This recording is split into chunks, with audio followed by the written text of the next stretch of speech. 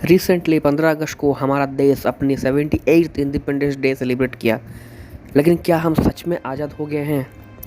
15 अगस्त की रात को कोलकाता के सड़क पे बहुत सारे डॉक्टर मिलकर कैंडल मार्च कर रहे थे।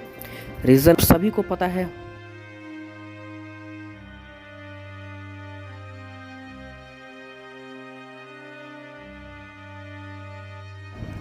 जो कि शिकार बनी भूखे दरिंदे हैवान इंसानों के।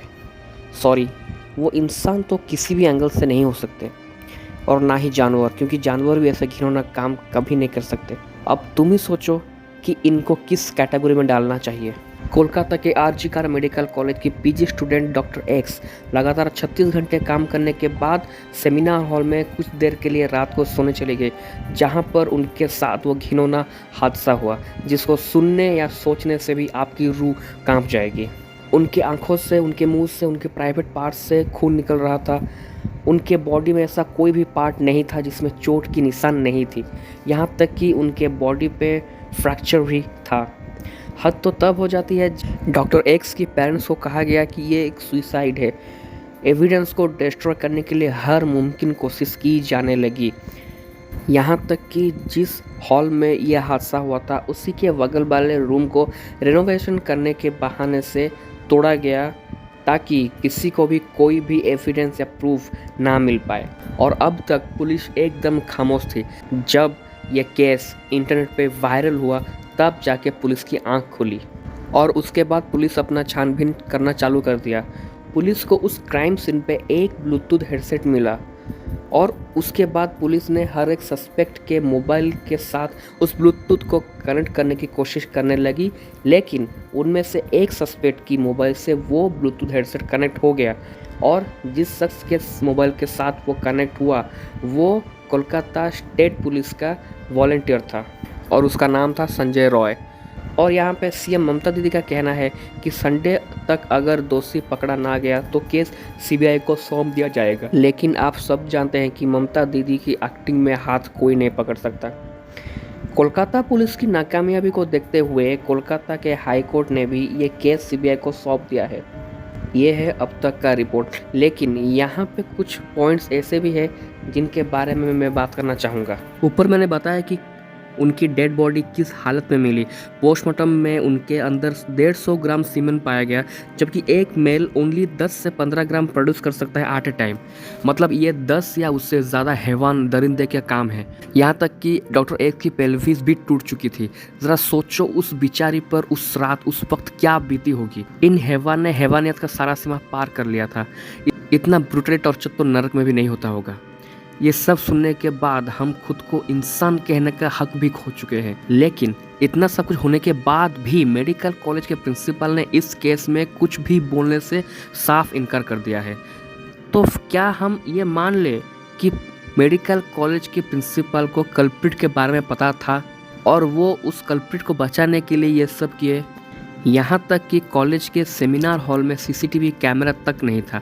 सोचने वाली बात यह है, इतना बड़ा मेडिकल कॉलेज और उसमें सीसीटीवी कैमरा ना लगा हो। क्या इससे हम ये सोच सकते हैं कि ये भी केस को गुमराह करने के लिए किया जाने वाला साजिश में से एक है? ये हादसा होने के बाद डॉक्टर एक्स के कलीग्स और उस मेडिकल कॉलेज के डॉक्टर्स प्रोटेस्ट पे उतर आए, लेकिन प्रोटेस्टर के ऊपर गुंडों ने हमला किया। मेडिकल में घुसकर तोड़ फोड़ किया गया। अब सवाल ये है, इन गुंडों को भेजा किसने, और ये गुंडे किसके कहने पर मेडिकल में आके इतना हंगामा किए?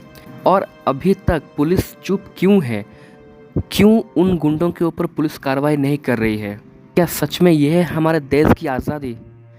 क्या बदल गया 1947 से पहले और 1947 के बाद 2024 में? ये टाइम क्या बदल गया? उस वक्त मुग़ल और उसके बाद अंग्रेज़ों ने हमारे ऊपर शासन किया, हमारे बहू बेटी के साथ बलात्कार करते रहे, और अभी हमारे खुद के लोग हमारे लड़कियों पर बलात्कार करते रहे हैं।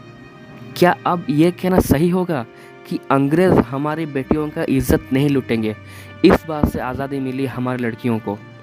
सोसाइटी में लॉ एंड ऑर्डर सही करने के लिए पुलिस की पोस्ट क्रिएट की गई, लेकिन यहाँ पुलिस ही छक्के की तरह हाथ में चूड़ियाँ पहनकर ताली बजा रहा है। तो इससे हमें जस्टिस की क्या ही उम्मीद हो सकती है? अब बात करेंगे हम दूसरे पहलू पर। यहाँ पर मैं कुछ हद तक गलत भी हो सकता हूँ, लेकिन पहली मेरी बात सुन लो, फिर अपने आप थोड़ा सोचना। रिसेंटली बहुत से रेप केस हुए हैं हमारे इंडिया में। हाल ही में उत्तराखंड की एक नर्स अपने घर लौटते हुए रेप की शिकार हो गई। ऑल्दो रेपिस्ट पकड़ा गया, और एक केस में एक 13 साल का लड़का अपने खुद की 9 साल की बहन को रेप कर दिया है। सोचिए, एक 13 साल का लड़का, उसके दिमाग में इतना घिनौना सोच आया कहाँ से सीखा ये सब? मैं बताऊं, इसमें गलती किसकी है? मोबाइल और उसके माँ बाप की। बताता हूँ क्यों। आजकल के माँ बाप अपने बच्चों को खिलौना दिलवाने के बजाय मोबाइल दिलवा रहे हैं, लेकिन उन्हें ये पता नहीं है इनसे वो खुद के ही बच्चों का फ्यूचर बर्बाद कर रहे हैं। एक मोबाइल बच्चे के ऊपर इतना नेगेटिव इम्पैक्ट डालता है, आप सोच भी नहीं सकते। आजकल के माँ बाप को ना पेरेंटिंग आती है, ना ही कल्चर सिखाना आता है, ना ही कुछ आता है। उनको ये लगता है कि शायद हमारा बच्चा रो रहा है, इसको मोबाइल देने से वो चुप हो जाएगा, वो उसको मोबाइल पकड़ा देते हैं। लेकिन यही मोबाइल आगे चलकर उनके बच्चों को इतना बर्बाद कर देगा, ये वो कभी सोचते ही नहीं हैं। आजकल 10-12 साल तक छोड़ो, एक 5-6 साल के बच्चे के पास भी मोबाइल देखा है मैंने। आजकल 10-12 साल के बच्चे के पास अपना खुद का फेसबुक और इंस्टा आईडी होता है। ज़रा सोचिए, इंस्टा और एफबी पे कितना कितना घटिया वीडियोस या फिर रील्स आता है, आपको सबको पता होगा। सोशल मीडिया पे सेक्सुअल कंटेंट और एडल्ट कंटेंट के अलावा और कुछ भी नहीं है। कोई अपना ड्रेस चेंज कर रहा है कैमरा ओपन करके, कोई अपने आप को फेमस करने के लिए अपने आप को एक्सपोज कर रहा है, और कोई तो सेक्सुअल एक्टिविटी भी कर दे रहा है सोशल मीडिया पर। अभी ज़रा सोचिए, अगर ये सब एक बच्चा देखेगा रोज़ रोज़, उसके दिमाग में क्या असर पड़ेगा? आप कुछ लोग ये भी कहेंगे कि हम मॉडर्न हो रहे हैं और तुम भी मॉडर्न बनो, अपने पुराने ख्यालात को छोड़ दो पीछे।